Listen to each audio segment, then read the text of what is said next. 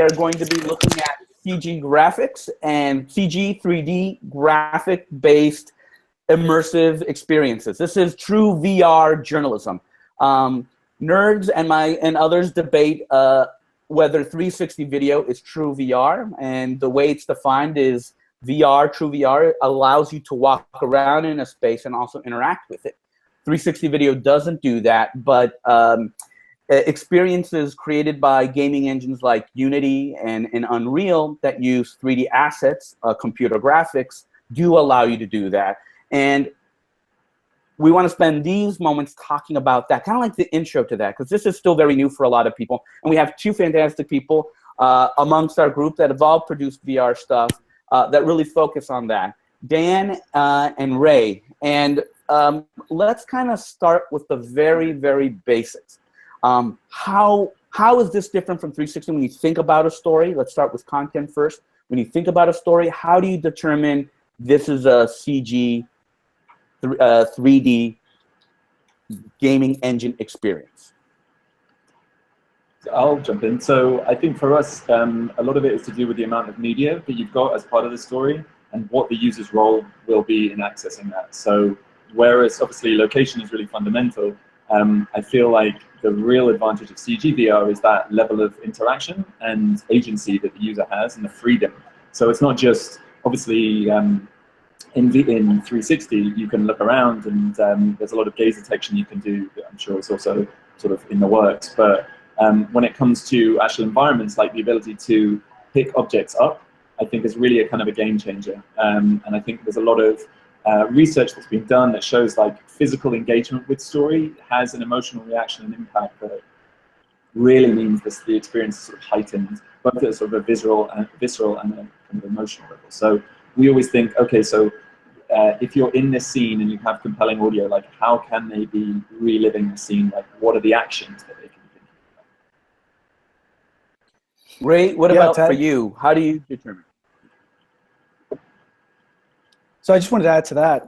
You know, one of the approaches that we take is, you know, how do we decide if a story is going to be 360 or if it's going to be interactive VR? You know, I like to throw out the theme of providing a story that gives the user the opportunity to explore and discover the story through interactivity. There definitely is a connection to something when you interact with objects, you pick them up. But at the same time, being able to walk around an environment truly is a game changer with understanding a story. You know, with some of the stuff that we've built in the past, and you know, there's a project we haven't released yet, but it's really getting a sense of scale and being able to recreate something and be able to kind of explore this environment and learn more about whether it's you know, a specific subject or possibly you know, a story thread across several different you know, points of interest within this environment. There's something really unique there that the 360 video side of things really does provide immersiveness with great audio and great visuals with great story. The same thing, you know, you pull out a little bit more and you remember the experience a bit more because it's you truly are creating your own narrated experience by following a story thread through interactivity. Well, okay, so we get that, and the outcome is amazing. Everyone who does a head-mounted display, either with Vive or Oculus, now Oculus Touch, is blown away by it. But we understand how to produce 360 videos.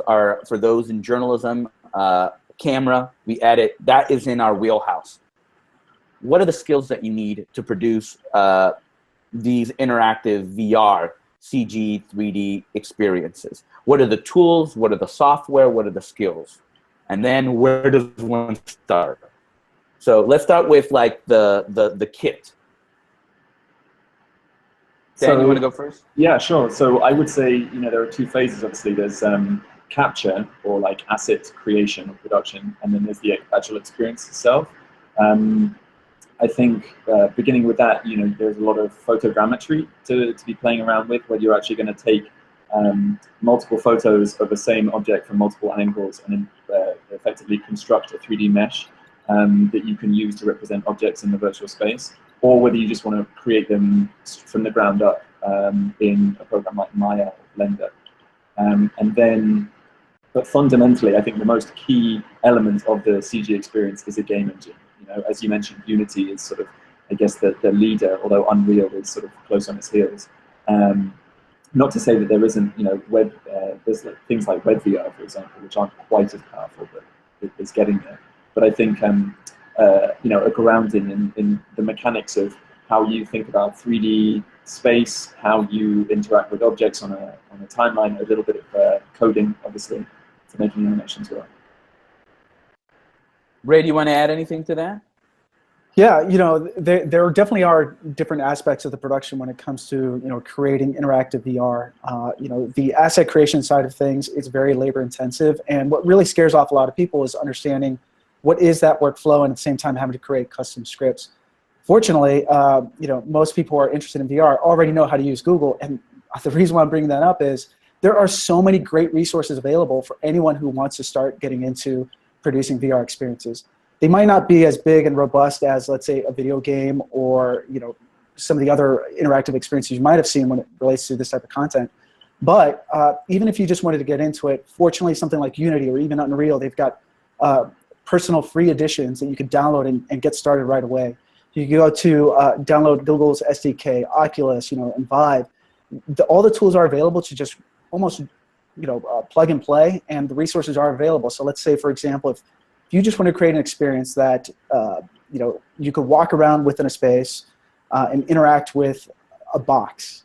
You don't need any special software other than just Unity, a few plugins, and you're good to go. So all the tools for building upon the foundation are there. It's a great way to kind of just get started. And there are other photogrammetry, as Dan had mentioned. I think there's a really good opportunity there for everyone. There are more tools available where people can, have these photographs stitched to create a 3D object. Sometimes it's great, sometimes it's not. But for a story that somebody might be thinking of trying something, that's a great way to kind of get into it. So. Yeah, I want to echo that, right? So Unity is a fantastic gaming engine. You can download the personal license for free, and you can start creating these experiences. Inside Unity is the Unity Asset Store. Let's say you want a particular box. That box, you can go to the asset store. Some 3D models are free, and some you pay for. Remember, you get what you pay for, so you'll get better quality and more options with those models if you pay for them. Of course, you can also draw some shapes, and some are very basic to do. We did one with a house and things like that. But photogrammetry, to me, is something that journalists and nonfiction storytellers need to pay attention to. This is technology that allows you to create accurate 3D models by taking photos of them. There's a lot of movement in this space that really will empower the average person to create 3D models of anything. Autodesk 123 Catch, 123D Catch is pretty fantastic. Google Remake from the same company. Lots of tools are coming to allow you to make a 3D model about these real things. Let's talk about sound for a second. We talked about sound in the previous video about 360. Kevin, you guys produce a lot of room scale, immersive, CG-based stories. What about sound? Yeah, so the one thing that's great about Unity and work in a volumetric space with sound is that it's a bit more designed for sound is really tied into the environment versus 360 video sound workflow is still kind of not really, it's not fitting for what we're trying to end to think. There's a lot of tools that are out there, but they're not as intuitive as being able to place a sound in a room, and then that sound, you can change how it falls out when an object is making a sound, for example, and you give an object a sound, it will, as you move your head, the head tracking thing and the plugin in Unity will keep the sound there, so it's kind of realistic to how you're moving your head. Simpler to do in Unity versus to create that effect in a mixing and post in 360 video. You're physically placing a sound on the space that you've created. So that makes it a lot easier, and it puts everything together. When I first did Unity, I felt like a god. I made a canvas, and I made mountains, and I put grass on it and trees, and then I got this guy that I decided to make 12 meters tall and made out of bricks. You can do anything. In the next video, we'll talk about ethics and the ability that you can do anything. But what lessons have you guys learned the hard way? Like, what's a one takeaway tip that you would give to those who are starting off in this space? Dan? I'd say fundamentally think about the platform that you're going to deploy to. The beauty of Unity is it's kind of like, you know, a digital Swiss Army knife. It can, you know, other products are available, but you know, you can deploy to mobile or Gear VR or the HTC or the Oculus. But I think you really need to be thinking about all these amazing meshes and high-res photogrammetry and shaders and lighting takes its toll on the processor. So that's why, you know, with room scale like the Vive, you need quite a powerful PC or laptop, and you really need to ensure that, you know, the user is as comfortable as possible. So we, for example, have designed experiences made for the Gear VR, and there's just sort of too much in them. And when you're dealing with real-time rendering, you know, it slows stuff down. So currently, I would say this is best suited to, you know, like high-performance laptops that can run VR experiences and being portable in that sense. I'm sure, you know, Moore's Law, things will catch up, but that's the biggest takeaway. Like, don't try and, you know, cram your first most incredible, ambitious project into a mobile format unless you're sure and you've beta tested it that it will work. Yeah, think of your audience first. What are you outputting to, right? So that's great. Audience first. We talk about that in modern journalism. Ray, what's your one takeaway as well? Yeah, to add what Dan was talking about, you really do have to consider the platform you're developing for. You know, aside from the performance considerations, which is very, very important when it comes to latency issues and just frame rate in general, you know, as you have to consider what the user experience is going to be. And what I mean by that is if you develop an experience for, let's say, Oculus, you know, with some tracking abilities with the Oculus Touch controllers, and you said, you know what, I want to port this over to Daydream. Well, you have to rethink what that user experience is. It's not a one-for-one parity between all these headsets. The same is true between the Rift and even the Vive. With Vive being able to physically walk around a much wider area, these are things you really have to consider. But that's what's great about something like, you know, developing in CG. It's, and I'm saying this kind of in quotes, but it's easy enough to adapt and make changes because these platforms do export out to these various platforms. But I would say that's something that you really do have to consider is, you know, even between 360 to moving into the CG side, and back and forth and across these platforms, each one of these provides a very unique user experience. So something to consider as you're developing content. One thing that we've produced is a mashup of 360 video in Unity. We've been able to bring the spherical video into Unity, and that allowed us to do some simple animations, CG animations in this space and start blending those two worlds together. That I think is a really simple gateway to go into this space. Dan and Ray, just as a final note, where do you think people should start? Well, they can Google, as Ray said, but where's the first place do you think you would point someone to? I think the tutorials on the Unity website, you know, like there's a lot, people I think, oh, VR is incredible, I really want to jump into it first. But there are a series of tutorials for just understanding the engine, like Rollerball and then a 2D shooter. If you're sort of new to game design, I mean, that's in its own other arcane world. It's full of like, that we've seen journalists try and incorporate as well into story. I mean, that in itself is no mean feat. So juggling, I think, just being aware of where your focus is, I think that's really core, as well as finding maybe other like-minded friends who might want to take control of like the asset creation side, so you can focus on the interaction side. Like, Unity is amazing, but you might not want to be the one-man band. You know, it might be cool to get together and like pack things together and to start slowly and to think, if I've got a story, how can I condense it down into like one single scene instead of making, you know, the Kurosawa version as your first experiment. Ray, do you have tips of where people should start?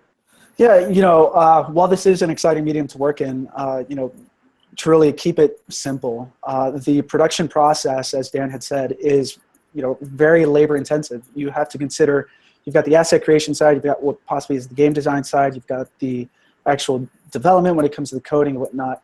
But what I find great about the Unity community is there are so many resources available right now. I remember 2.5, almost 3 years ago, getting started on this and having very specific questions within VR. Nothing would come up in Google except maybe something small that somebody was like trying to figure out the same thing. But, you know, after about 3 years, you know, it's amazing to know that Unity and Unreal and all these other engines are, you know, behind this whole VR side of things. So if you can't find an answer to your question, if you post it, I guarantee you somebody will answer your question by the end of the day. I mean, those resources are available, but it's just get in, experiment, download free, Unity, free, Unreal, the free license. Just get in there and just start experimenting. But at the same time, read as much as you can, with what works and what doesn't work. There are a lot more posts, whether it's on Medium or even Reddit and whatnot, where people are sharing what they've learned producing content over the past few years. There's a lot of things that we've produced that we would never do again. And that's stuff that we could all learn from. I'm still learning from, everyone that's on this panel right now. I'm learning from each one of you. It's one of those things that this medium is still evolving, and the resources are available. So just get out, try a few things here and there. Don't try to create the next great project for journalism VR. Just start small, get into it, and kind of go from there. That is a perfect end. Go ahead. Sarah. A really, really simple thing that I always get my students and other people to look at is CoSpaces. I don't know if any of you used it, CoSpaces.io, and it's almost like a Minecrafty kind of thing. You've got a spot that you can then build different shapes and objects on. And it's a great way for telling stories and just having a look at kind of the virtual environment through CGI. And it's nothing fancy, but it's a really simple tool to get your head around telling stories in that space rather than through film. And I always point students in that direction to kind of create ideas of a story and add voiceovers and things. Yeah, there's a lot of new platforms coming online that are trying to simplify Unity storytelling. I was going to end it with those takeaways, but I would be remiss if I didn't take a moment to acknowledge augmented reality. Both Ray and Dan also work in AR. How would you compare developing for AR to VR? How you're still using the same tools, right? For VR, for this type of CG stuff, for AR, what is the difference in the production? Dan? Yeah, sure. So I would say when we develop for VR, or we're doing, say, room scale, obviously you have the two controllers, and those become like your virtual hands, and you use so much freedom to explore and pick up and teleport and what have you. With AR, it's a little trickier because obviously you need to go where the audience is, and in that case, most of the time it's the smartphone. And so I think the biggest challenge is creating an experience that, is based in a native app, but is compelling enough for people to want to download it. And also, it's giving them that sense of like, what's the value-added proposition? Like, why do I want to put something on my phone if I even know what it is? I think at the fundamental level of interaction, it's an AR experience is obviously using like the old school QR codes to trigger an experience. It's sort of that similar dynamic, and which is a lot less complicated than like the mixed reality that we've seen of like the HoloLens, which is going to afford a range of different experiences. But for me, what's interesting is I was at the AR in Action conference at MIT recently, and I was really amazed at the dearth of narrative interest that there is at the moment. Most people are thinking, oh, industry or like commercial applications or even novelty, like put this thing over your phone and a magical Pokemon Go-esque sprite appears. But no one's really thinking about like the sequential challenges of, okay, so you've got someone to a spot, then how can you tell a story through them and not just a single one-off shot? So for us, that's really the fundamental challenge. And that's why we created our app, Arc Stories, to try and tackle that challenge. So it is a whole different philosophical approach and goal. But Ray, is it the same tools? Is that accurate? I mean, essentially, yes. But it's the biggest challenge, at least for us. We haven't released anything. I've done a lot of, we've done a lot of projects, prototyping, I guess you could say. But let's say working with a HoloLens, it's a completely different mindset when you're producing for something like that.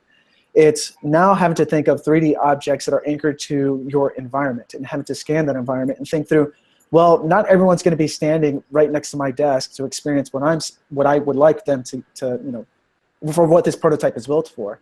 So having to kind of accommodate, well, the placement of these objects, what is the UI sequence, what's the interaction? One of the things that we've noticed is the onboarding and to learn how to use the HoloLens is, for someone who's not very tech savvy, is kind of annoying. The interaction method of the hand gestures, the bloom and the tapping, having to describe that over and over again. So we just said, oh, let's try voice activation. And even that is a bit, something else to kind of it's a bit of a challenge. So the mindset of developing for VR is Good. different than AR, but the tools are fairly similar. Great, great. Well, thank you guys for taking the time to talk about CG. I want to be respectful of your time for the viewers and those on the panelists. So we will see you next week.